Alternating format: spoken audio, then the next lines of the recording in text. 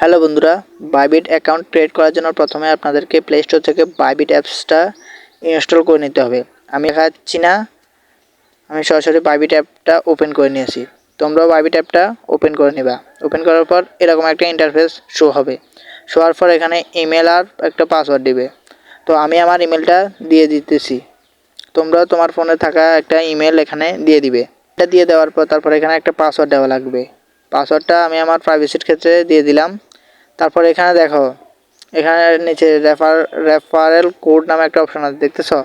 এই রেফারেল কোডটা আমি আমার পিন কমেন্টে বা স্ক্রিনে দিয়ে দেবো। ওটা দেখে তোমরা এখানে রেফারেল কোডটা দিয়ে দিবে। রেফারেল কোডটা দিয়ে দেওয়ার পর এখানে নিচে সাইন আপ বাটনে ক্লিক করবে। সাইন আপ বাটনে ক্লিক করার পর এরকম একটু লোড নেবে।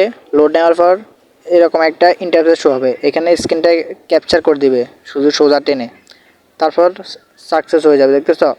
তারপর আমরা যে ইমেলটা দিলাম ওই ইমেলে একটা ভেরিফিকেশন কোড যাবে বাইবিট থেকে। ওই ভেরিফিকেশন কোডটা এখানে বসানো লাগবে।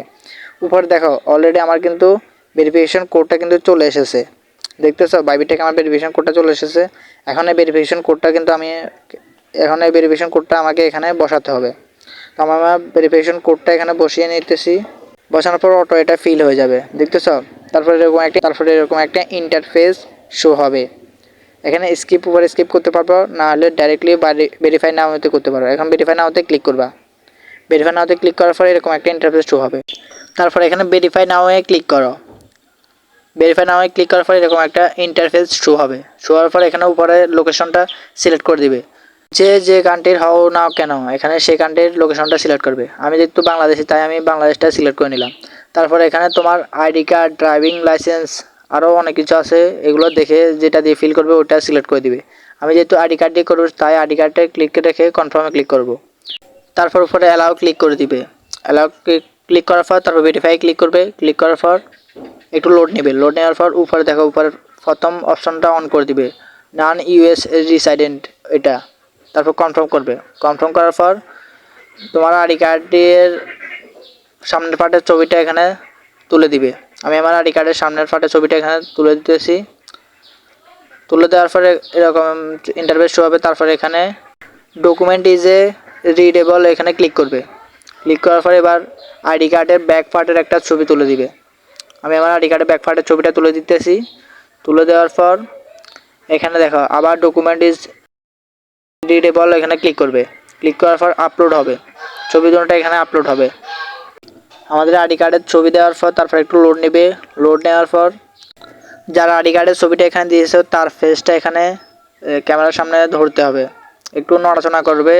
তারপর চোখের পাতাটা একটু লাড়াচাড়া করবে, তারপর ঠিক হয়ে যাবে। সম্পূর্ণ একটা পরিষ্কার জায়গায় এসে এটা করবে। তার ফেসের ছবিটা সম্পূর্ণ ক্লিয়ার রাখবে, তাহলে সাথে সাথে ভেরিফাই হয়ে যাবে। তারপর আমাদের স্ক্রিনটা ক্যাপচার হয়ে যাওয়ার পর